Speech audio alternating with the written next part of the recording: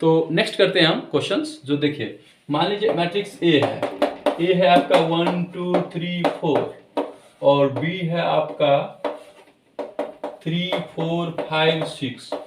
तो या कुछ भी लिख दे ना 7 8। तो अब देखिए यहाँ पे सबसे पहले तो ये चेक कीजिए कि ये ए बी निकाल सकते हैं इसका। जैसे मल्टीप्लिकेशन हम पिछले पढ़े हैं तो ये इसलिए समझा रहे हैं क्योंकि यहाँ पे हमें ये चेक करना है कम्यूटेटिव लॉ होल्ड्स करता है एसोसिएटिव लॉ मल्टीप्लिकेशन में या नहीं, राइट। तो ये प्रॉपर्टीज के पार्ट है, ध्यान रहेगा तो कैलकुलेशन में आसानी होगा। तो यहाँ पे आप देखो सबसे पहले इसका देखो ए का क्या है आपका 2 × 2 का है और बी का क्या है आपका, पहले रोज लिखते हैं तो रोज कितने हैं इसमें 2 × 3, यानी कि ये सेम है आपका जैसे हम पिछले में बताए थे। ठीक है, पिछले में क्या हो सकता है, हाँ ठीक है। तो ये दोनों हमें चेक करना है, ये दोनों अगर सही है तो ये मल्टीप्लाई तो होगा। तो अगर जब आप इसका मल्टीप्लाई निकालोगे, ठीक है, तो जैसे इसके कितने टर्म निकलेंगे आपको इस वाले पार्ट्स के 1 2 3 टर्म्स निकलेंगे। ठीक है, निकलेंगे ना। जो मैंने प्रॉपर्टीज बताया उसके अकॉर्डिंग आप मल्टीप्लाई कर ही सकते हो, तभी मैंने कहा है कि यहाँ पे डिजिट चेंज करेगा तो आप कैसे करोगे, इसलिए मेन प्रॉपर्टीज और कॉन्सेप्ट ही क्लियर कर दिया।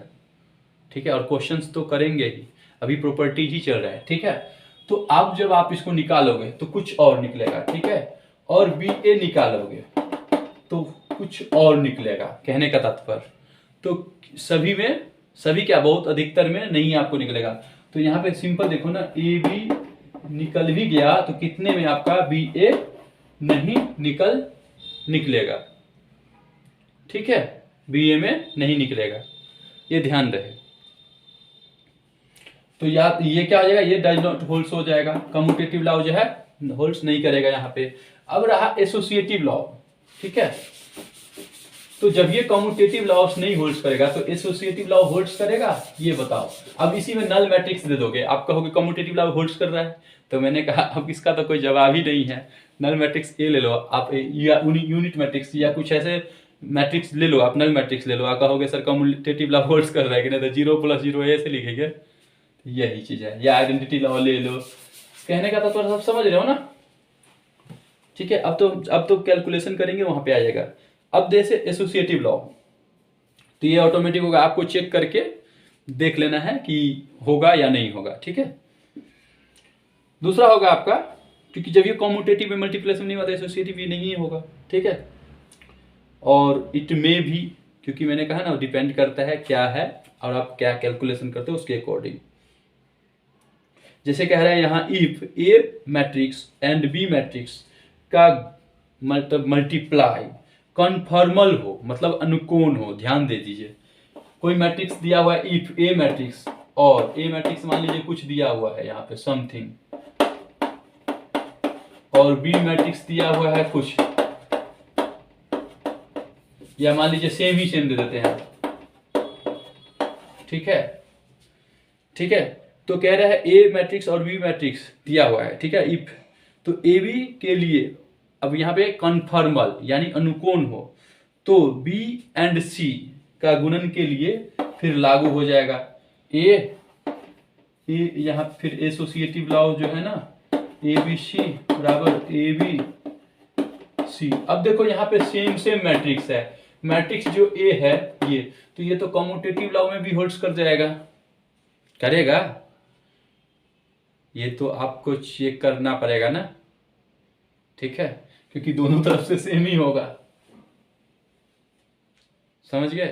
तो अब यही चीज है कि आपको ये देखना होगा, क्योंकि ए बी निकालते हो, ए क्रॉस बी निकालो या ए बी निकालो, कहने का तात्पर्य, और बी ए निकालो। ठीक है, तो ए बी ही लिखा जाता है। ठीक है, ये ध्यान रखिएगा।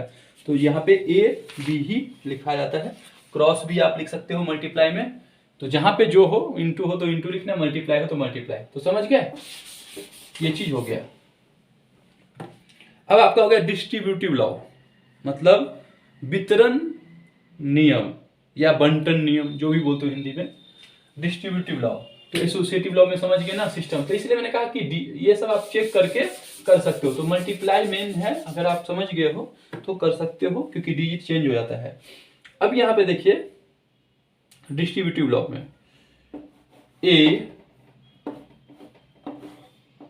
बी प्लस सी, ये तो ध्यान रखिए, इसको हम, ये मैट्रिक्स के पार्ट से मैट्रिक्स में पढ़ रहे हैं, ए बी प्लस सी बराबर क्या होगा, ए बी प्लस ए सी। तो पहले अब ये देखो, पहले तो आपको चेक करना होगा, क्योंकि पहले तो बी प्लस सी निकालोगे और बी प्लस सी जो निकलेगा उसको आप ए से मल्टीप्लाई करोगे, उसका मान लिख दिए, हम कैलकुलेशन करेंगे ही, तो डायरेक्ट ये लिख रहे हैं, तो ये सब नियम ऑटोमेटिक फॉलो कर रहा है इसलिए मैं दे रहा हूँ, ठीक है। और ए बी फिर निकालेंगे एक एक करके, फिर ए सी निकालेंगे, फिर दोनों को ऐड करेंगे, तो जितना मान इसका आएगा वही मान इसका आएगा, ठीक है। तो ये भी आपका होल्ड करता है। इसी प्रकार आपका बी प्लस सी और ये ए है, तो ये ऐसे हो जाएगा बी ए प्लस सी ए, ऐसे ध्यान रहे, ठीक है, जैसे है वैसे, क्योंकि ये चीज आपको मैट्रिक्स में ध्यान रखना पड़ेगा। आप अगर चाहोगे नहीं ए बी और बी ए एक के होगा तो नहीं होगा, क्योंकि देखिए जब ये आप मल्टीप्लाई करोगे तो रो और कॉलम देखना पड़ेगा, ध्यान रहे ये चीज, इसीलिए ये फॉर्मेट ऐसे दिया गया है, A B plus C, A B plus C है तो ए बी प्लस ए सी, उसी प्रकार बी प्लस सी और ए है। अब ये भी आप बी प्लस सी पहले सबसे पहले निकालोगे, और बी प्लस सी मान लीजिए आपने निकाल लिया, ध्यान से देखिए, बी प्लस सी आपका कोई और ऑर्डर में निकल जाएगा और ए आपका नहीं ऑर्डर है, तब वो वहीं पे दम तोड़ दोगे, कहने का था तो वहीं पे आप कह दोगे कि इससे आगे होगा ही नहीं, ठीक है। और अगर हो गया तो आप फिर इसको चेक करोगे, फिर दम में दम आएगा, फिर कहोगे हाँ सब कुछ हो जाएगा। आप कहोगे वर्ड यूज ऐसा क्यों कर रहा है। अब देखिए ध्यान से, यहाँ पे ये मैट्रिक्स है क्योंकि डिजिट का है चक्कर और कैलकुलेशन का, तो कैलकुलेशन कितना करेंगे तो ये आप लोगों पे प्रैक्टिस पे डिपेंड करता है। मैं बार बार यही कहूंगा कि प्रैक्टिस पे डिपेंड करता है, कंसेप्ट पे फोकस करो, ठीक है। जब ये मैंने कहा है कि ये फॉर्मूला तो आप इस साइड का चेक करो, तो पहले देखो ब्रैकेट का काम करते हैं। मान लो ए मैट्रिक्स दिया हुआ है, बी मैट्रिक्स दिया हुआ है और सी मैट्रिक्स दिया हुआ है और सी मैट्रिक्स दिया हुआ है, तो अब हम सबसे पहले तो बी प्लस सी निकालेंगे ना, और जो बी प्लस सी मान लीजिए निकला उसको हम क्या करेंगे, ए से फिर मल्टीप्लाई करेंगे इस वाले को, फिर अब ये होगा कि नहीं होगा, तो फिर उसमें भी तो ऑर्डर सब चेक करना है, तभी तो मल्टीप्लाई संभव है। तो इसीलिए मैंने कहा है कि आप लोग प्रैक्टिस कितना करते हो उस पर डिपेंड है। तो आप कंसेप्ट देखो, क्योंकि कुछ क्वेश्चन तो हम सॉल्व कर ही देंगे, कुछ क्वेश्चन क्या है इसमें तो मेन कंसेप्ट होता है कोई भी चीज में, और क्वेश्चन तो प्रैक्टिस पे है, क्योंकि जरूरी नहीं है वही क्वेश्चंस आप में आएंगे, राइट। मैं बार बार इसीलिए समझा रहा हूं, ठीक है। तो ये समझ में आ गया, तो ये सब ध्यान रखना है। दूसरा आपका हो गया के, जैसे स्केलर हो गया और इसको हम ए प्लस बी से गुना करते हैं, तो ये हो जाएगा के ए और प्लस के बी लिख सकते हैं, हम लिख सकते हैं इसको। तो जब हम सॉल्व करेंगे ना क्वेश्चन, जब ऐसे लिखेंगे तो आपको घबराने की बात नहीं, ये कैसे लिख दिया, तो ये सब प्रॉपर्टीज में आते हैं, ध्यान से। ये सब एसोसिएट, ये दोनों एसोसिएटिव, ये डिस्ट्रीब्यूटिव लॉ में है और इससे पहले जो हम पढ़े थे एसोसिएटिव लॉ में, ठीक है, ध्यान रहेगा ना, इसलिए ध्यान। अब है अगला, लिखिए ट्रांसपोज्ड मैट्रिक्स। क्या है, अवयव परिवर्तक, बेटा इसको, इसलिए माइंड को ना आप लोग तेज कीजिए, क्योंकि आप कैलकुलेशन कीजिएगा ना तो आपको सभी हो जाएगा। कैलकुलेशन अगर अच्छा होगा, प्लस गुना भाग करने का सिस्टम, तो फॉर्मेट आपको सभी समझा दिया गया, आपको ध्यान रखना पड़ेगा। क्योंकि अब है यहाँ पे ट्रांसपोज्ड मैट्रिक्स, तो अब देखिए इसको निरूपित करते हैं ए डैश और ए टी और ए स्मॉल टी। और ये कैसे लिखते हैं, ध्यान से देखिए। अगर मान लीजिए कोई मैट्रिक्स, जैसे मान लीजिए ए मैट्रिक्स है 1 2 3 4 5 6, ये कौन सा मैट्रिक्स है, ऐसे देखें तो हॉरिजॉन्टल मैट्रिक्स है, राइट। तो हम ये मत देखिए, यहां देखिए, हम इसको हम अगर चेंज कर दिए तो ऐसे लिख दीजिए आप 1 2 3 4 5 6, ठीक है। तो ये हो जाएगा ए का, ये हो जाएगा आपका ए डैश, ये क्या हो जाएगा आपका ए डैश, ये आपका क्या हो जाएगा ए डैश, ध्यान रहेगा, ये आपका क्या हो जाएगा ए डैश। ए डैश पढ़ते हैं या ए टी आपको ये, तो ट्रांसपोज ऑफ मैट्रिक्स समझ गए ना। जैसे अब ये देखिए 1 2 3 है, इसका ट्रांसपोज क्या होगा 1 2 3, मान लीजिए ए बराबर ये है तो ए डैश क्या हो जाएगा, ये हो जाएगा, या ए टी से डिनोट कर दीजिए, या ए स्मॉल टी से डिनोट कर दीजिए। तो ट्रांसपोज ऑफ मैट्रिक्स समझ गए ना। तो कहीं भी अगर होगा कि ए दिया रहेगा 1 2 तो कहेगा ए डैश क्या होगा, तो भाई सिंपल से 1 2 लिख दिए। समझ में आ रहा है ना। हाँ, तो ट्रांसपोज ऑफ मैट्रिक्स समझ में आ गया। तो वही चीज यहाँ पे देखिए, मान लीजिए ए बराबर है आपका 1 2 3, तो ए डैश हमारा क्या निकला 1 2 3, ये ट्रांसपोज मैट्रिक्स का। तो अब देखिए फिर ए डैश को हम लिखते हैं, ए डैश का डैश लिखते हैं, तो फिर से ये चेंज हो जाएगा, तो ये फिर क्या हो जाएगा 1 2 3 ही हो जाएगा ना। तो ये इसके बराबर है, तो इसीलिए लिखते हैं ए बराबर ए ट्रांसपोज ऑफ ए का फिर ट्रांसपोज देखती है, तो ये बराबर हो गया। तो अगर ऐसा हो तो ऐसा डायरेक्ट लिख सकते हैं, और ऐसा हो तो ऐसा लिखे।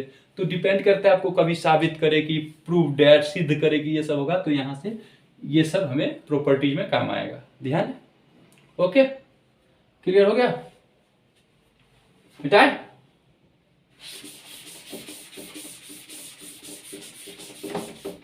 अब अगला है आपका, जैसे अब ये देखिए, अगर दो मैट्रिक्स दिया है गिवन, ए मैट्रिक्स, ये सब मैट्रिक्स की बात हो रहा है, ठीक है, और ये है ट्रांसपोज, तो इसको हम लिख सकते हैं ए मैट्रिक्स प्लस बी मैट्रिक्स। याद रखिए, इसको हम ऐसे लिख सकते हैं।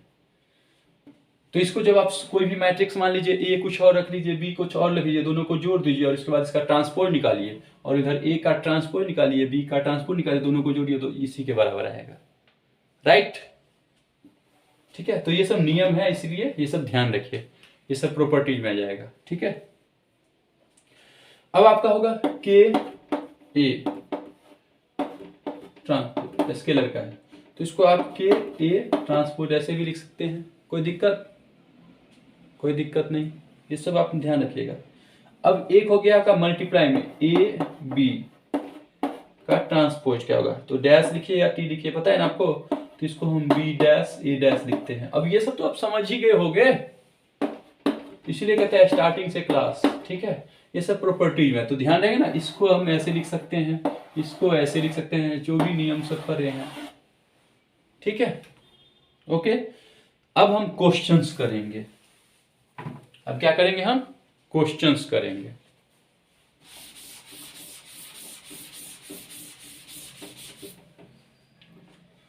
तो देखिए, अभी और भी कुछ कंसेप्ट है जो बाकी है आपका, वो भी हम बता ही देते हैं, क्योंकि इसमें 2-3 क्वेश्चंस, ज्यादा तो क्वेश्चंस करने हैं नहीं, क्योंकि सब में वही है, गुना भाग करने का चक्कर, तो आप सब करते रहिएगा। ठीक है, साइन थीटा कॉस थीटा, तो आपका त्रिगोनोमेट्री कितना बेटर है वो सब कीजिएगा। ठीक है, क्योंकि कंसेप्ट आपका क्लियर हो गया होगा मेरे हिसाब से। और कुछ साइमेट्रिक्स मैट्रिक्स क्या है, एसक्यू मैट्रिक्स, एसक्यू साइमेट्रिक्स क्या है, सिंगुलर मैट्रिक्स क्या है, नॉन सिंगुलर मैट्रिक्स क्या है, ये सब जैसे, तो ये सब अभी हम कंसेप्ट करेंगे। जैसे 2 क्वेश्चंस देखते हैं। ठीक है, जैसे अभी देखिए, जैसे पहला मैट्रिक्स को ए इक्वल टू दिया हुआ है आपका, तो मैट्रिक्स का तो पहले बना लीजिए 1 2 -3 4, ये हो गया 14 13 -12 11 30 31 32 -33 -101 102 103 104। ध्यान से देखिए, इस क्वेश्चन में आपको क्या कह रहा है, how many rows are there in it. ठीक है, इसमें कितने पंक्तियां हैं। ठीक है, how many rows are there in it, इसमें कितने पंक्तियां हैं। तो देखिए पंक्ति कितने हैं, R1 R2 R3 R4, तो 4 आंसर पहला। दूसरा है, इसमें कह रहा है how many columns are there in it, तो कॉलम भी तो C1 C2 C3 C4, इसमें भी 4 होगा, कॉलम भी 4 है। पकड़ में आ रहा है ना, तो यही चीज है। अब इसमें क्या कह रहा है, व्हाट इज इट्स ऑर्डर, कहता है इसका ऑर्डर क्या है। तो इसका ऑर्डर तो कोई भी कह देगा, 4 गुना 4 का ऑर्डर है, क्योंकि 4m × n, तो m भी 4 है और n भी 4 है, तो 4 गुना 4 ऑर्डर है। ठीक है, अब अगला क्वेश्चन इसमें इसी में है, how many elements are there in it, how many elements are there in it. तो देखिए एलिमेंट्स 1 2 3 4 5 6 7 8 9 10 11 12 13 14 15 16 16 16। तो आप इधर से गिनिए किधर से, ठीक है। तो कहने का तात्पर्य क्या हो गया, 16 एलिमेंट्स है। अब अगला है इसी में, कहते हैं what is the elements of the points of interaction of its third row and second column. तो थर्ड रो कहते हैं व्हाट इज द, अब ध्यान से देखिए व्हाट इज द, यहां रखिए what is the elements of the points, what is the elements of the point of interaction of its third rows and second column. Third rows तो third देखिए first second third rows, और second column तो first और second, third row second column में तो ये है ना, तो 31, ठीक है। तो यही चीज आपको ध्यान रखना होगा कि इसकी तीसरी पंक्ति तथा दूसरे स्तंभ के मिलन बिंदु का अवयव क्या है, तो 31, ठीक है। समझ गए ना। तो ये चीज हो गया क्वेश्चंस, ओके। तो 2-3 बार रिपीट कर रहा हूं तो उससे आप समझ ही सकते हो ना।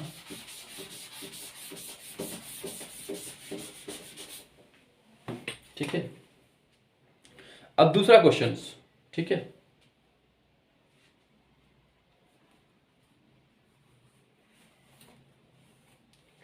अब देखिए a इजक्वल टू दिया हुआ है आपका 9 10 11 12 13 14। अब देखिए इसीलिए मैंने कहा है कि मैं कितना सॉल्व करूं। आप लोग ना अगर प्रोसेस समझ गए हो, कंसेप्ट समझ गए हो, तो आप खुद कर सकते हो सॉल्व, क्योंकि प्रैक्टिस भी होता है, लाइव क्लास में यही चीज होता है, ठीक है। कि कितना करे जितना करे, ठीक है, और ज़्यादा होना भी चाहिए, क्योंकि प्रैक्टिस आप लोग कोई सा भी बुक लो और वहां से करो। जब आपका कंसेप्ट क्लियर होगा तो कोई सा भी बुक कर सकते हो। और b इक्वल टू दिया हुआ है आपका 11 10 9 8 7 6। तो कह रहा है a प्लस बी निकालो। अब बताओ इसमें क्या करूं। तभी मैंने कहा है आपको कि आप अगर कंसेप्ट अच्छा से समझिए तो डायरेक्ट एक लाइन में आंसर नहीं है, हैं? 11 9 20 10 10 20 11 9 20, यही है ना। 12 8 20 13 7 20 14 6 20। अब ये सब में अगर बराबर है तो 20 बाहर भी आप निकाल सकते हो, देखा जाए तो, नहीं तो इतना पे ही छोड़ दो, स्केलर के अकॉर्डिंग देखा जाए तो, ठीक है। समझ गए ना। ये हो गया आंसर। इसलिए मैंने कहा है आपको। अब इसी में कुछ क्वेश्चंस रहेगा, अब देखिए क्या करना है। ये हो गया, इसीलिए मैं ज्यादा क्वेश्चंस, इसी में कुछ फॉर्मेट है और जो बताना है। जैसे मान लीजिए यहाँ पे ए दिया हुआ है, मैं अब इसको सॉल्व नहीं, थोड़ा सा हिंट दे देता हूँ आपको। 1 2 -1 आप लोग खुद कर लीजिएगा। 2 0 3 0 1 2 और बी मैट्रिक्स है आपका 3 -1 1 0 0 2 4 -3 2। अब देखिए इसमें क्या कह रहा है, कहते हैं गिवन दैट, यानी दिया हुआ है या इफ दिया हुआ है, देन द वेरीफाई, ठीक है, या prove that A plus B का whole square, A plus B का whole square is equal to A square plus A B plus A B नहीं, पहले बी ए है प्लस ए बी, जैसे है वैसे ही लिखिए, प्लस बी स्क्वायर। तो अब देखिए ध्यान से, सबसे पहले आप क्या कीजिएगा, ध्यान से देखिए, a प्लस बी स्क्वायर को आप सबसे पहले a प्लस बी और इसको इंटू ए प्लस बी लिख सकते हैं, लिख लीजिएगा, हिंट दे रहे हैं। तो सबसे पहले a और b निकाल लीजिएगा, दोनों को जोड़ करके a प्लस बी आपका निकल गया। और a प्लस बी आपको जब ये निकला है तो a plus B into A plus B लिख करके फिर उसको थर्ड रो थर्ड कॉलम है तो आपका मल्टीप्लाई हो ही जाएगा, तो वो निकाल लेते हैं, तो आपका LHS हो गया, ठीक है। इसके बाद आपको फिर से a को a से मल्टीप्लाई करना है, फिर आपका a स्क्वायर निकलेगा, फिर आपको b को a से मल्टीप्लाई करना है, फिर आपका b a निकलेगा, फिर आपको a को b से मल्टीप्लाई करना है, फिर आपका a b निकलेगा, फिर b को आपको b से स्क्वायर करना है, फिर दोनों को चेक करना है। तो इसलिए कैलकुलेशन और आपका स्पीड, तो इसलिए प्रैक्टिस जितना करोगे उतना बेटर है, कितना करें, ठीक है। तो आप लोग समझ गए हो ना, तो ऐसे कर लोगे, ठीक है।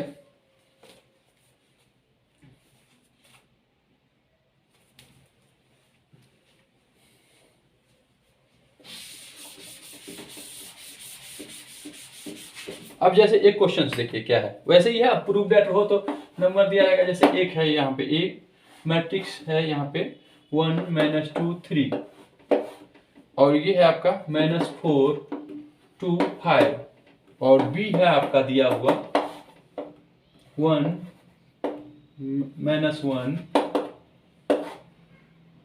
2 3 0 4।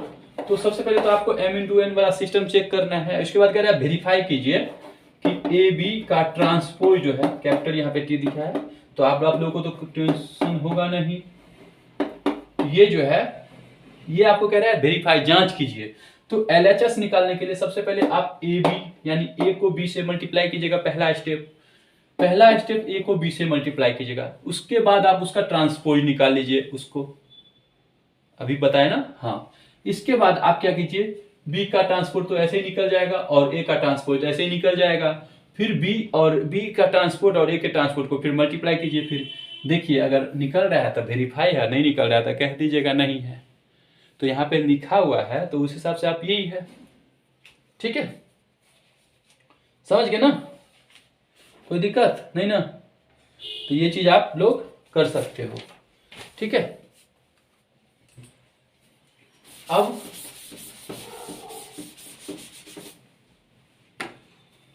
इसी तरीके से बहुत सारे क्वेश्चन है आपको, ठीक है।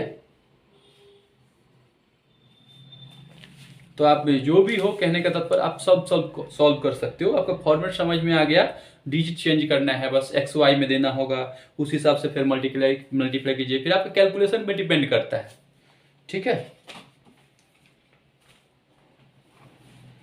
बहुत तरह के क्वेश्चंस होंगे तो आप प्रैक्टिस कीजिए और वर्कआउट जितने भी हो ना उस क्वेश्चंस को सॉल्व कीजिए, ठीक है। आपका प्रैक्टिस बन जाएगा, ठीक है। अब लिखिए अगला, आज ही कर ही देते हैं, इसको कर ही दें। अच्छा देखते हैं जहां तक होगा, कहने का तो टाइमिंग का सेटअप जो भी हो। जैसे है आपका साइमेट्रिक मैट्रिक्स, तो ऐसा करते हैं, इसमें करीब अच्छा से समझने के लिए 10 20 30 मिनट हाँ जाएगा, है तो वही है फास्ट। तो चलिए कर ही देते हैं। साइमेट्रिक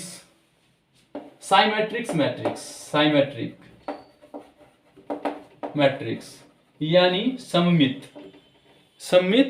मैट्रिक्स, लिखिए सममित मैट्रिक्स, साइमेट्रिक्स मैट्रिक्स, ठीक है।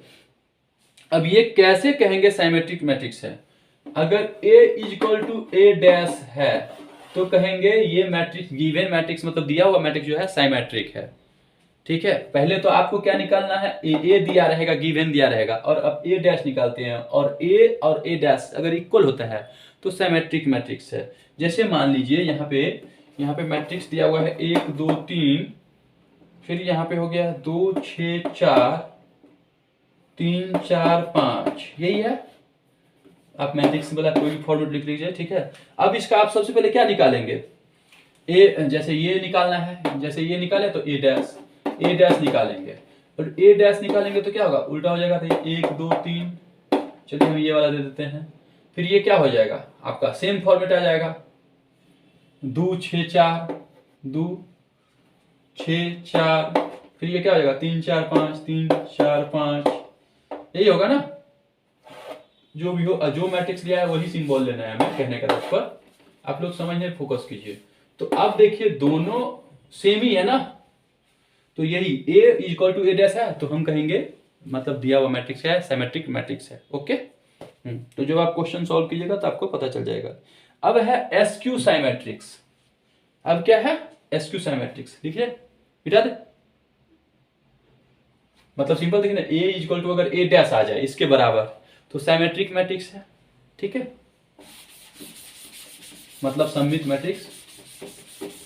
अब अगला देखिए SQ, इसी में लिख दिए SQ, इसी में आप लिख दिए SQ साइमेट्रिक मैट्रिक्स यानी विषम सममित आव्यूह। तो अब इसमें कह रहा है ये तब होगा जब matrix A minus transpose of A matrix होगा, ये हुआ ट्रांसपोज बोलते हैं इसको, ठीक है। तो ये जब अगर ऐसे फॉर्मेट हो तो हम कहेंगे SQ साइमेट्रिक्स है, जैसे a इक्वल टू दिया हुआ है, मान लीजिए 0 6 2 -6 -2 0 -10 10 0। तो सबसे पहले हम इसका क्या निकालेंगे, a है तो a डैश निकालते हैं, फिर माइनस लगा देंगे। तो a डैश निकालेंगे तो क्या निकलेगा हमारा, तो ये सब तो आपको पता ही है। a डैश निकालेंगे तो हमारा क्या निकलेगा, आपका सिंपल निकालिए ना, ये उल्टा हो जाएगा तो क्या हो जाएगा 0 -6 -2, और ये क्या हो जाएगा इस लाइन में आएगा 6 2, और ये 0 10 वही हो गया 0 10, और ये हो गया आपका -10 0। अब जब आप माइनस लगाइएगा, ध्यान से देखिए, यहाँ पे अगर हम माइनस लगाते हैं इसके बाद तो ऑटोमेटिक सब में लगाएंगे माइनस, तो ये जो है ये टर्म तो प्लस हो जाएगा।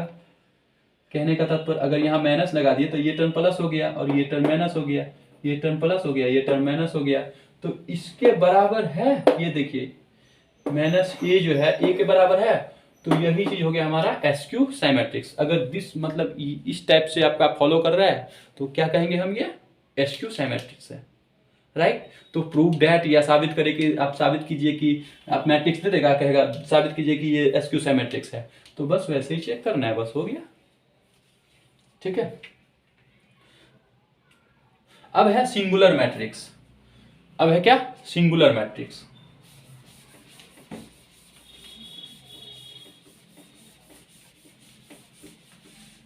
लिखिए सिंगुलर मैट्रिक्स, सिंगुलर मैट्रिक्स लिखिए ना आप लोग, SINGULARMATRIX,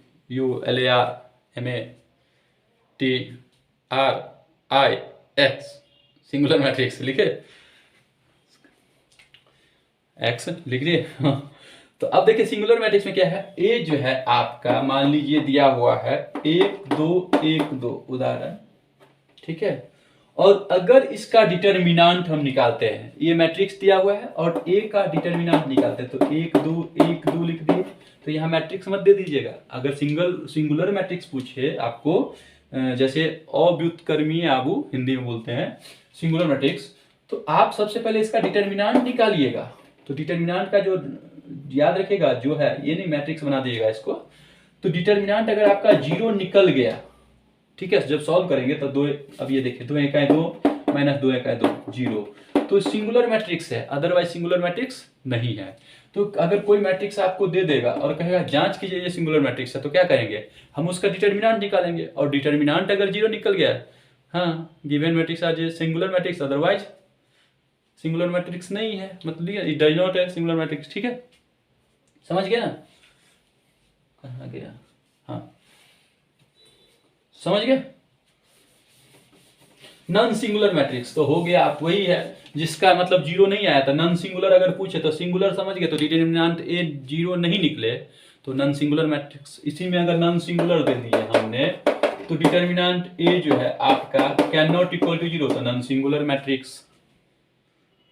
समझ गए ना, कुछ खास नहीं है ना। तो ये प्रॉपर्टीज आपको ध्यान रखना होगा। जैसे ए कुछ दिया हो 1 2 3 4 5, तो इसका ये मैट्रिक्स है और इसका डिटर्मिनेंट 0 तो नहीं निकलेगा, तो ये नॉन सिंगुलर मैट्रिक्स है, ओके। अब लास्ट देखते हैं, जैसे लास्ट है या पता नहीं और भी हो गया, जो भी है, वैसे तो जितना पढ़े कहते हैं उतना नया नया निकलता रहता है, ओके। लिख लिखिए। तो नॉन सिंगुलर का सिंपल समझ लेना है, determinant A can not equal to 0, non singular, determinant A equal to 0, singular matrix. अब अगला लिखिए, एडजॉइंट मैट्रिक्स, सहखंडन मैट्रिक्स, एडजॉइंट मैट्रिक्स, ठीक है। अब देखिए क्या होता है, जैसे मैट्रिक्स ए इक्वल टू आपका देखिए A1 B1 C1, जैसे 1 2 3 4 5 6 या कुछ भी दिया रहता है, कहने का ये हो गया आपका A2 B2 C2 A3 B3 C3 दिया हुआ है मैट्रिक्स का, ठीक है। कोई भी मैट्रिक्स दिया हुआ है आपको, इसका एडजॉइंट्स निकालने के लिए, तो इसका कहते हैं तो इसका एडजॉइंट आपको निकालने के लिए ये क्या हो जाता है, जैसे डिटर्मिनेंट में हम निकालते थे ना कोफैक्टर वाला सिस्टम, वही है ये। तो ये है आपका, ये हो जाएगा A1 का A1, डिटर्मिनेंट आपका उसी हिसाब से है, डिटर्मिनेंट आपको सबका निकालना पड़ेगा तभी निकलेगा आपको A1 B1 C1 A2 B2 C2 A3 B3 C3। तो हम लोग डिटर्मिनेंट जो पढ़े हैं एडजॉइंट ऑफ ए हुआ, ए ही का निकाल रहे हैं एडजॉइंट मैट्रिक्स। तो आपको सबका कोफैक्टर निकालना पड़ेगा, और कोफैक्टर हम कैसे निकालते थे डिटर्मिनेंट की विधि से, पता है आप लोगों को? पता है ना? नहीं पता है तो यहाँ पे समझ लीजिए। यहीं पे हम क्या करते थे, यहाँ पे A1 लिखते थे, राइट, और इसके बाद क्या लिखते थे, इस टर्म को भूल जाते थे और इस टर्म को भूल जाते थे, B2 C2 B3 C3। फिर इसके बाद ये कौन सा, ये हम किसका निकाले हैं, A1 का, ठीक है। इसके बाद ये माइनस वाला टर्म है। अरे आप लोग तो अब एक्सपर्ट हो गए होंगे ना, जब ये डिटर्मिनेंट पढ़े हो तो एक्सपर्ट हो गए होंगे ना। तो डिटर्मिनेंट में तो समझा है ना कोफैक्टर निकालने का, तब वही है सहगुणनखंड एडजॉइंट ए निकालने का, ठीक है। इसी हिसाब से आप निकाल सकते हो B1 का, तो B1 का माइनस टर्म में आ जाएगा, वो तो सब आप कर लोगे ना, ठीक है। वैसे अभी हम एक बार जरूरत पड़ेगा तो कर देंगे, समझ गए? ऐसे ही निकालेंगे। तो ये किसका पार्ट्स है हमारा, ये जो निकलेगा ये A1 निकलेगा। उसी तरीके से B1 का जो निकलेगा जो सिस्टम, तो आप B1 का निकाल लोगे, ठीक है। इसी हिसाब से तो B1 हो जाएगा, वो हमारा B1 हो जाएगा। फिर हमारा C1 का निकालोगे इस हिसाब से तो C1 निकलेगा। तो ये टोटल जो निकलेगा ना, उसको लेके एक नया मैट्रिक्स बनाना है, वो होगा हमारा एडजॉइंट मैट्रिक्स, ठीक है। जैसे अभी हम करेंगे, सॉल्व हो जाएगा। अब ये पता नहीं है ना कौन कितने फास्ट है, क्योंकि इसमें सभी टाइप्स के होते हैं, ठीक है। तो आप लोग को ये डिपेंड करता है कि आप लोग अगर स्टार्टिंग से अच्छे से समझ रहे हो तो आप तो फास्ट ऑटोमेटिक बनना ही है ना, का सवाल ही पैदा नहीं होता है, ठीक है। जैसे कहते हैं रेसिप्रोकल ऑफ मैट्रिक्स, यानी रेसिप्रोकल मैट्रिक्स और इनवर्स मैट्रिक्स। जैसे ए इनवर्स आपको निकालना है, इसको बोलते हैं ए इनवर्स रेसिप्रोकल मैट्रिक्स और ए इनवर्स मैट्रिक्स। तो इसका होता है आपका एडजॉइंट्स ऑफ ए, ठीक है, या आपको ऐसे लिख देगा बट्टे डिटर्मिनेंट ए। तो अब इसके लिए आपको क्या करना पड़ेगा, अगर आपको कहीं पे क्वेश्चंस ए दिया हो, ए मान लीजिए 1 2 दिया हो 3 4, और बोले आपको ए इनवर्स निकालना है, ए ट्रांसपोज नहीं जो फटाक से लिख दे, इसको उल्टा कर दिए कि 1 3 और 2 4 ऐसे हो जाएगा। कहने का साथ तात्पर्य, तो ये हमें ए डैश नहीं बोला है, हमें बोला ए इनवर्स निकालें या रेसिप्रोकल मैट्रिक्स। तो जब ये कहेगा आपको रेसिप्रोकल मैट्रिक्स निकालिए, रेसिप्रोकल मैट्रिक्स निकालिए या इनवर्स निकालिए, तो सबसे पहले आपको क्या करना है, डिटर्मिनेंट, ये पहले मत निकालना एडजॉइंट्स, पहले आप जो भी मैट्रिक्स है उसका डिटर्मिनेंट निकालना। और डिटर्मिनेंट अगर 0 आ गया तो वो रेसिप्रोकल मैट्रिक्स निकलेगा ही नहीं, समझ गए? क्योंकि फॉर्मूला में हमें क्या है, ये है फॉर्मूला, ध्यान रहेगा ना। कहीं अब एडजॉइंट ए है, डायरेक्टली लिख सकते हैं, ये लीजिए ए ऐसे बट्टे डायरेक्ट डिटर्मिनेंट ए, समझ रहे हो ना।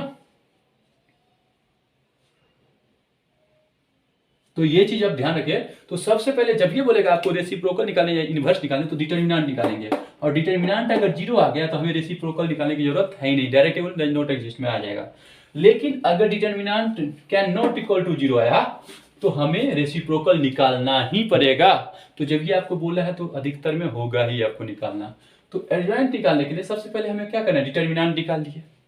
तो डिटर्मिनेंट निकालिए, तो आप फॉर्मूला सबसे पहले लिख दिए, वहां पे पुट कर दिए ए इनवर्स, ठीक है। अब एडजॉइंट्स ऑफ ए कैसे निकालेंगे, तो अभी मैंने बताया था कोफैक्टर से आपका एडजॉइंट्स निकलेगा, ठीक है। ये क्या हो जाएगा, जैसे मान लीजिए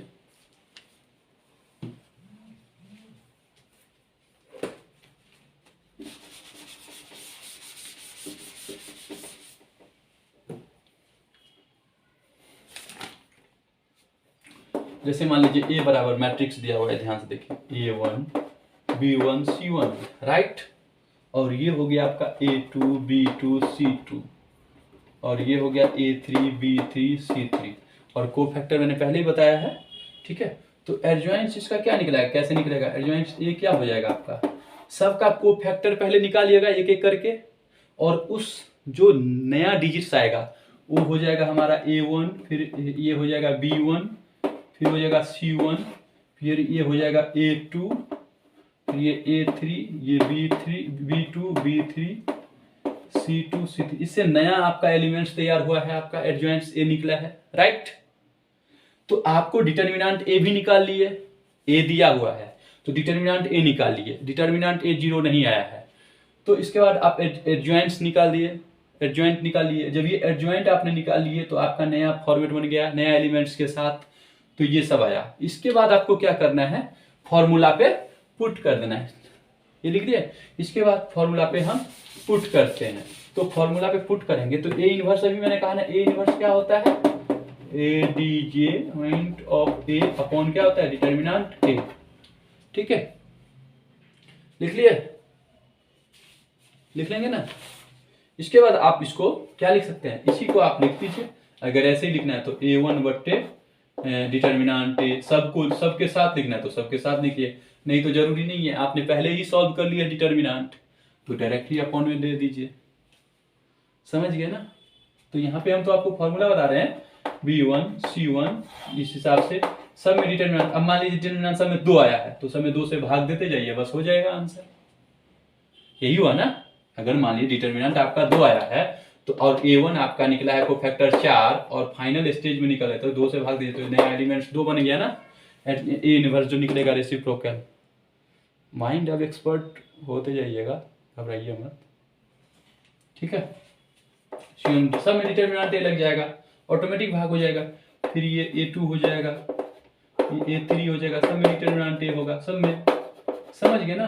ये B2, ये B3, सब में ये डिटर्मिनेंट ए होगा। आप लोग समझ गए ना। C2 C3 सब में डिटर्मिनेंट ए होगा। और ये अब जब काट खुट के जब आएगा तो वही आंसर। तो काट खुट क्या है, अब डायरेक्ट ही आप यहाँ मान लो डिटर्मिनेंट 2 आया है तो उस हिसाब से कर सकते हैं, ठीक है। तो यही है आपका कौन सा है आपका, ये हो गया आपका। अब है, हाँ 2 चीज और है, आप ध्यान से, ये हो गया, मिटा दे आप, लिखिए जल्दी,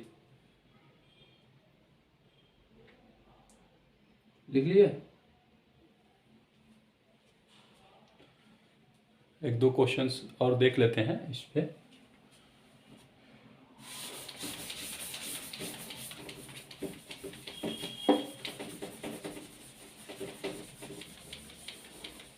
अब देखिए ध्यान से, ये याद रखिए, ए इनवर्स। अब देखिए अगर ऐसा फॉर्मेट हो, ठीक है, तो इसे यूनिट मैट्रिक्स बोलते हैं। क्या बोलते हैं, यूनिट मैट्रिक्स, ठीक है। इसको जब सॉल्व कीजिएगा अब ये यूनिट मैट्रिक्स हो जाएगा। ये क्या हो जाएगा, यूनिट मैट्रिक्स। और ऐसे फॉर्मेट हो ए बी इनवर्स, तो इसको हम लिख सकते हैं बी इनवर्स और ए इनवर्स, इसी के बराबर होगा। तो ये सब प्रॉपर्टीज के तौर पर लिखते जाइए, इसे ध्यान रखना है, मतलब कहने का तात्पर्य। जब आप क्वेश्चन सॉल्व करो कि अगर ऐसे हो तो हम डायरेक्ट ऐसे लिख लेंगे, अगर ऐसे हो तो ऐसे लिख सकते हैं, ब्रैकेट में आप लिख दीजिएगा इस विधि से, ठीक है।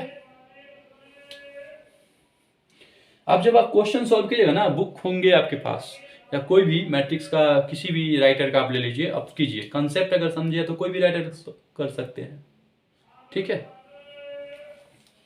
ओके, मिटा दे, लिखिए। तो इसको ट्रांसपोज मत समझिएगा, इनवर्स है, रेसिप्रोकल जिसको बोलते हैं।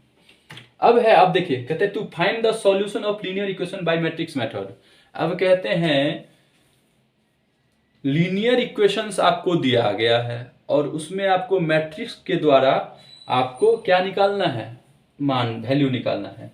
तो लिखिए to find the solution of linear equations by matrix method. जैसे देखिए 3 वेरिएबल का है, a1x plus b1y plus c1z plus d1 बराबर 0 प्लस d1 नहीं है यहाँ पे, इक्वल टू d1 है। मतलब जैसे अब लिखिए ना, बाद में माइनस यहाँ कर देंगे। इसमें क्या है, ये लिखिए a2x plus b2y plus c2z बराबर d2। फिर लिखिए अगला a3x plus b3y plus c3z equal to d3। अब देखिए इसमें कितने वेरिएबल है, 3, एक्स वाई जेड वेरिएबल है और कांस्टेंट मतलब कितना है, a1 a2 a3 b1 b2 b3 a c1 c2 c3 इतने हैं, d1 d2 d3। ठीक है, ये सभी क्या है, ठीक है, कांस्टेंट। ठीक है, तो सबसे पहले देखिए एक मैट्रिक्स तैयार कीजिए, a is equal to a1 b1 c1 a1 b1 c1 a2 b2 c2 a3 b3 c3। Determinant नहीं तैयार कर रहे हैं, मैट्रिक्स तैयार कर रहे हैं, ये ध्यान रखिएगा प्लस में। ठीक है, ये फॉर्मेट लिख लिए। इसके बाद यहाँ पे capital D is equal to लिखिएगा D1 D2 D3। ठीक है, लिख लिए।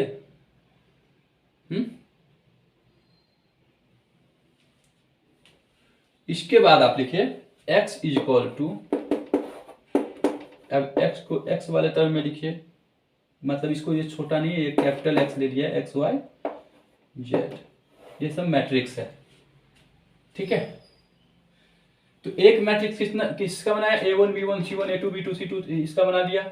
एक मैट्रिक्स हम इसका बना लिए, डी कैपिटल D से, ये स्मॉल है तो कैपिटल, और ये एक्स वाई जेड वेरिएबल है उसको हम कैपिटल X से मतलब डिनोट कर लिए। ठीक है, तो मैंने कहा ना, चाहते तो वर्ग कैपिटल Y भी ले सकते, लेकिन जो फॉर्मेट चल रहा है स्टार्टिंग से वही करना है, क्योंकि फॉर्मूला सेट करना है। राइट, ओके, इसलिए अब कहते हैं इसके बाद देखना है आपको, determinant A can not equal to 0। ये हो गया यहां तक बेटा।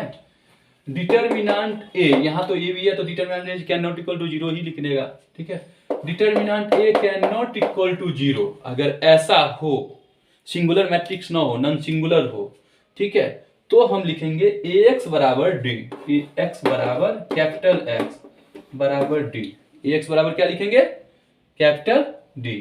तो इसलिए क्या होगा, x बराबर क्या होगा यहाँ पे, कैपिटल X बराबर A इनवर्स D। ये आपका सेटअप हो गया। फिर इसी तरीके से आपको क्या करना पड़ेगा, x का मान जो होगा x y z रख लीजिएगा, और यहाँ पे बराबर इधर जो निकलेगा आपका वो रख लीजिएगा, और इसके बाद जिसको सामने सामने जो होता है वो आंसर हो जाएगा। ठीक है, तो मेरे हिसाब से आप लोग जब सॉल्व करोगे ना तो हो जाएगा। ठीक है, वर्कआउट तो कोशिश करो, वर्कआउट कॉन्सेप्ट क्लियर हो ही गया, वर्कआउट थोड़ा सा करो, आपको समझ में आ जाएगा। ठीक है, पकड़ में आ जाएगा, लेकिन याद रहे क्वेश्चंस आपको देखना है, आंसर खुद करना है, तभी कैलकुलेशन थोड़ा सा होगा और माइंड लगेगा। ठीक है,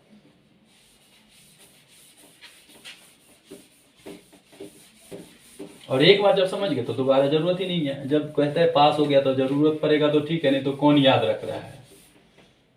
ठीक है, यही चीज है।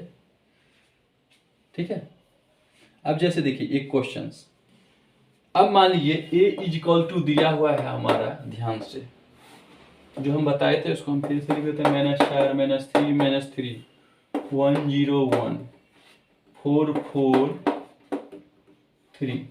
अब देखिए ध्यान से, ये मैट्रिक्स दिया है, अब इसका बोल रहे हैं हमें रेसिप्रोकल निकालना है। क्या है, रेसिप्रोकल, तो रेसिप्रोकल यानी A इनवर्स निकालना है। तो सबसे पहले हम देखिए क्या निकालेंगे, डिटर्मिनेंट A। तो अब देखिए मैं कितना, तो सबसे पहले हम डिटर्मिनेंट निकालेंगे। जैसे रेसिप्रोकल के लिए हमें क्या निकालना पड़ेगा, एडजॉइंट ऑफ A अपॉन क्या निकालना पड़ेगा हमें, डिटर्मिनेंट A। तो सबसे पहले ये मान लीजिए हम फॉर्मूला यहाँ लिखे हैं समझने के लिए। ठीक है, तो सबसे पहले हमें क्या निकालना है, डिटर्मिनेंट A। तो डिटर्मिनेंट A तो आप लोग तो जानते हैं, -4 -3 1 0 1 4 4 3। जब आप इसको सॉल्व कीजिएगा डिटर्मिनेंट, मैं समझा रहा हूं, ठीक है, कि लेंदी नहीं करना है, आप समझ गए कॉन्सेप्ट तो बस काफी है। इसका डिटर्मिनेंट तो नहीं समझो तो आप समझ जाओ डिटर्मिनेंट वाले क्लास में जाके। ठीक है, तो वहां डिटर्मिनेंट, आप डिटर्मिनेंट से जब सॉल्व करोगे तो इसका आएगा आपको 1, यानी डिटर्मिनेंट आपका 1 निकलेगा 1। क्या निकलेगा, 1। राइट, मिटा इसको मिटा दिए। अब क्या निकालना है हमें, एडजॉइंट ADJ। तो इसके लिए तो हमें ये फॉर्मेट करना पड़ेगा आपको।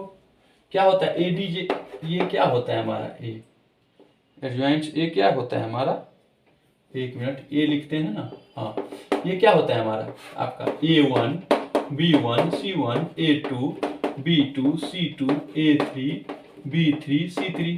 तो इसके लिए तो हमें नया बनाना पड़ेगा ना, सबका कोफैक्टर निकालना पड़ेगा। तो पहले तो हम इसका कोफैक्टर निकालेंगे, ठीक है। तो कोफैक्टर ऑफ लिखिए, कोफैक्टर ऑफ, अब वही चीज है, हम एक का निकालते हैं इसके बाद लिख देते हैं कोफैक्टर ऑफ -4। जब इसका निकालते हैं तो देखिए 0 1 4 3 होगा। जैसे -4 का निकाले हम, इसका कोफैक्टर निकाले तो ये 0 1 इसको ढक लिए, इसको ढक लिए, ये आपको डिटरमिनेंट में समझाया गया है। तो इसको सॉल्व करेंगे तो ये 0 हो जाएगा, -4, तो -4 निकला। तो ये हमारा हो गया आपका A1।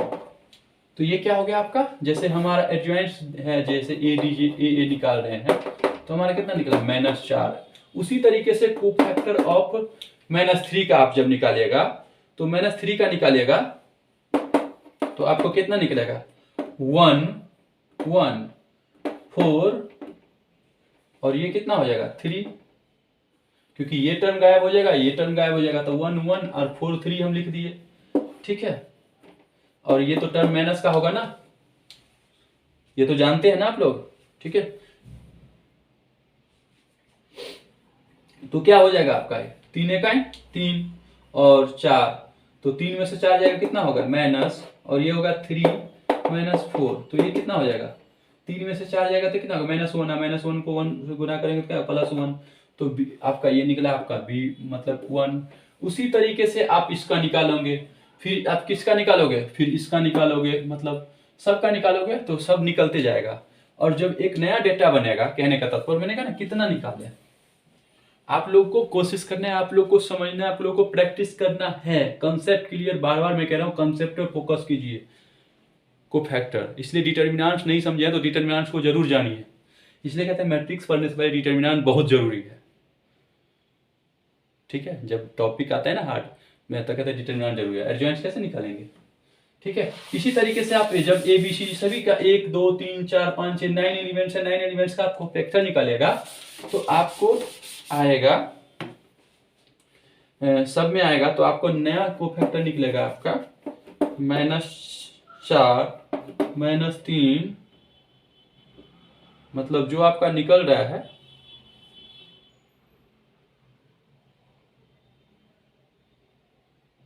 ठीक है, आपका एडजॉइंट्स ए, हाँ ठीक है, -3 और आपका हो गया 1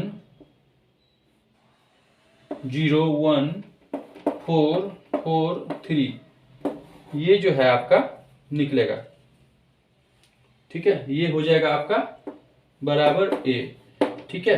लेकिन अब देखिए, अब ये चीज मैं यही कहा, इससे पहले लिखा है यहां से, जैसे एडजॉइंट्स परिभाषा से निकाला गया है, तो हमारा निकला है -4 1 4 -3 0 4 3 1 3।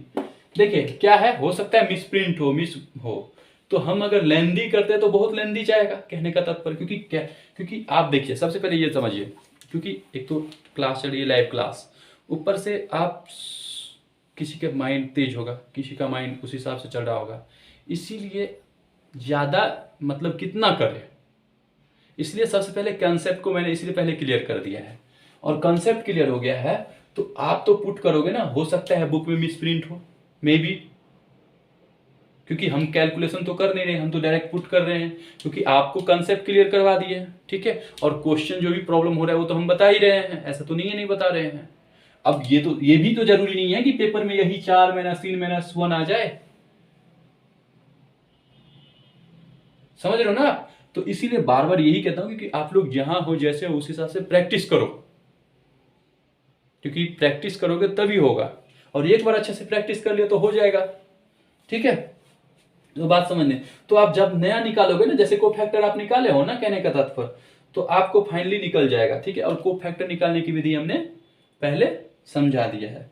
तो फाइनल आपका जो है आंसर निकला है, जो है A इनवर्स, इसको मिटाते हैं, ठीक है। तो आपको सॉल्व करना है खुद, ठीक है, क्योंकि A इनवर्स, क्योंकि यहां पे हो सकता है मिसवाइस तो नहीं हो, मिसवाइस भी हो सकता है, लेकिन तो अब देखिए यहाँ पे जब ये है तो डिटर्मिनांट तो हमारा 1 निकला है, तो 1/1 लिख लिया है, और ये डिटर्मिनांट है, ठीक है, मतलब ये मैट्रिक्स है ना, हाँ मैट्रिक्स है, ये मैट्रिक्स का फॉर्मेट था। और ये जो हमारा आया था, जैसे क्या आया था, -4 -3 -3 1 0 1 4 4 3, ठीक है। अब इसको 1 से जो भाग दीजिएगा तो वही आना है ना, डिट्टो, मतलब सेम टू सेम। तो -4 -3 1 0 1 4 4 3, ठीक है। तो यही आपका रेसिप्रोकल ऑफ मैट्रिक्स आएगा, कहने का तात्पर्य। तो इसलिए बार बार मैं यही कहता हूं कि आप लोग कंसेप्ट समझने की कोशिश कीजिए, ठीक है, कंसेप्ट समझने की कोशिश कीजिए, ठीक है। अब देखिए दूसरा क्वेश्चंस, जैसे इसी प्रकार से है, बहुत सारे हैं क्वेश्चंस, ठीक है, ठीक है। तो ये सब आप लोग कर सकते हो, ठीक है। वैसे एक क्वेश्चंस चलिए कर ही देते हैं, ठीक है, इसको सॉल्व करते हैं।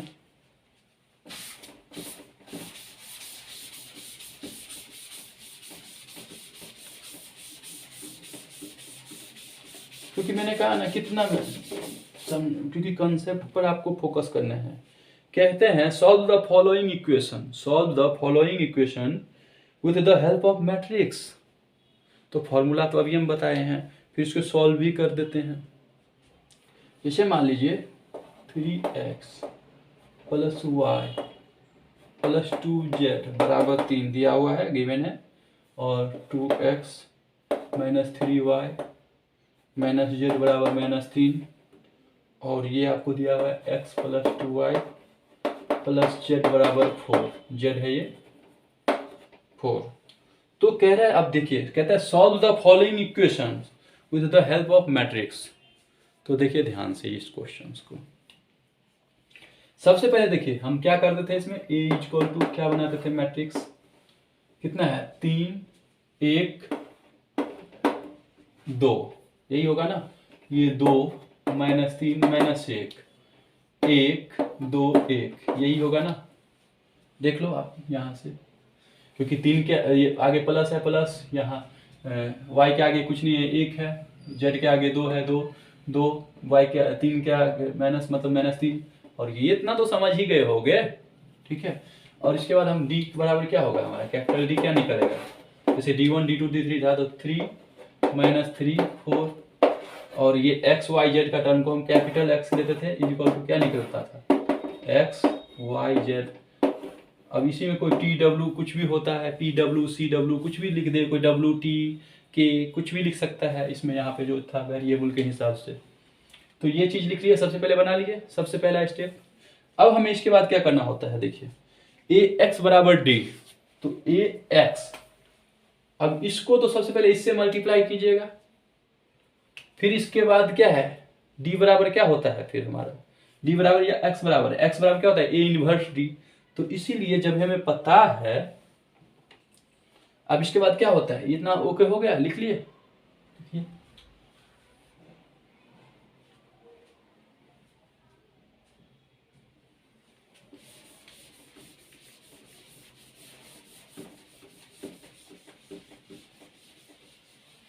अब सबसे पहले आप लोग लिखे होंगे, तो ध्यान से देखिए।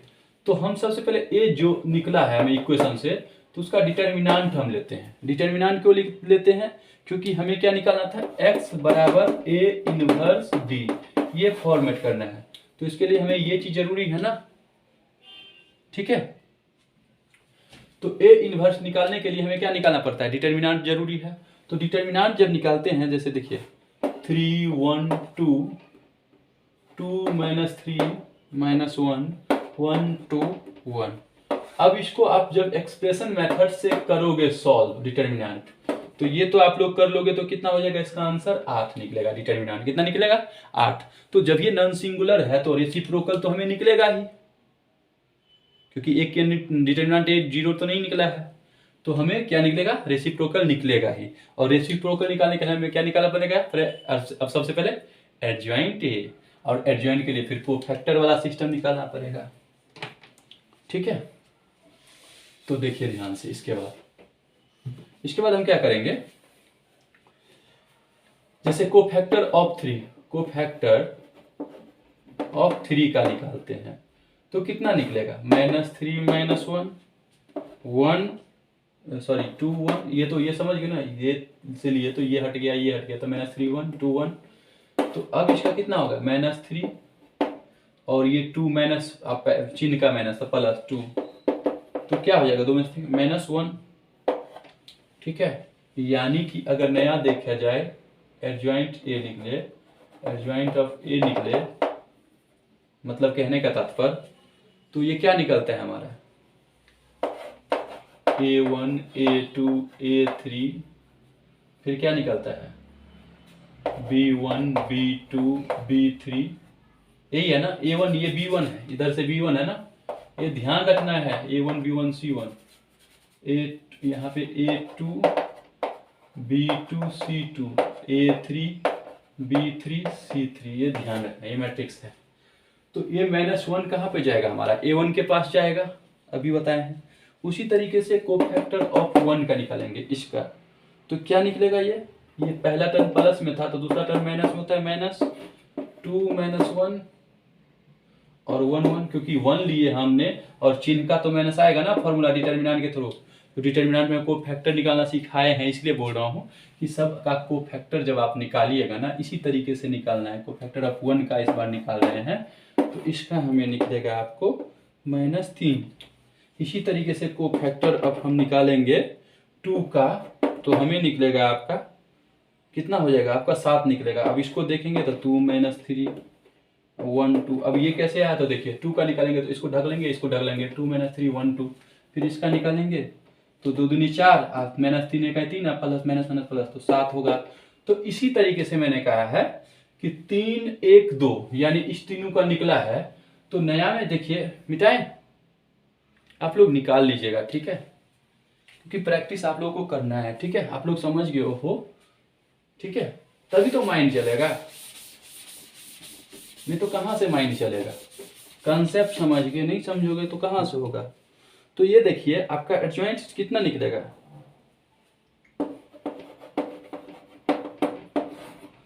-1 -3 7 3 1 -5, ये निकलेगा 5 7 -11 एडजॉइंट, ठीक है, निकल गया।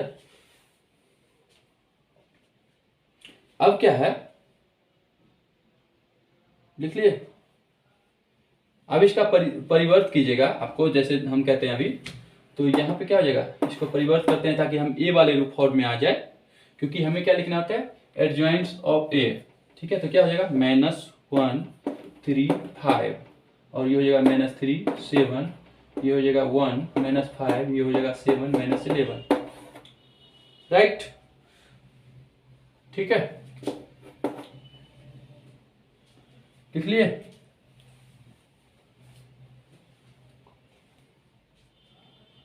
लिख लिए, परिभाषा से एडजॉइंट्स अपने निकला है, और इसके बाद इसका हम क्या कर दिए, परिवर्त, ठीक है, तो क्या हो गया, ये हो गया,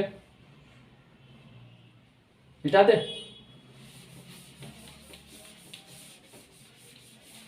तो हमें अब ये भी निकल गया। तो अब है आपका ए इनवर्स जो हमें निकला, ए इनवर्स निकला 1, पहले 1 अपॉन डिटर्मिनेंट ए लिख लिए, और यहाँ ए डिजॉइंट ऑफ ए लिख दिए, ठीक है, तो 1 अपॉन ए डिटर्मिनेंट निकला था, और ये हमारा मैट्रिक्स कितना है, -1 3 5, क्योंकि परिवर्त रूप हमें लिखना रहता है, इसलिए -3 1 7 7 -5 -11 ऐसे लिख लिए। अब आप देखिए यहाँ पे क्या है, फॉर्मूला क्या था हमें, x बराबर ए इनवर्स डी, क्या था, x बराबर ए इनवर्स डी। तो अब देखिए ए इनवर्स भी हमें निकल गया, और x बराबर हमें पता ही है x y z लिखते हैं, तो जैसे x y z बराबर ए इनवर्स, तो ये लिखेंगे हम, और d का क्या है, d का जो सिस्टम था, यानी कि d1 d2 d3 जो स्टार्टिंग में लिखे थे हमने, तो जो भी है वो लिखे। तो X Y Z equal to 1/8, ठीक है।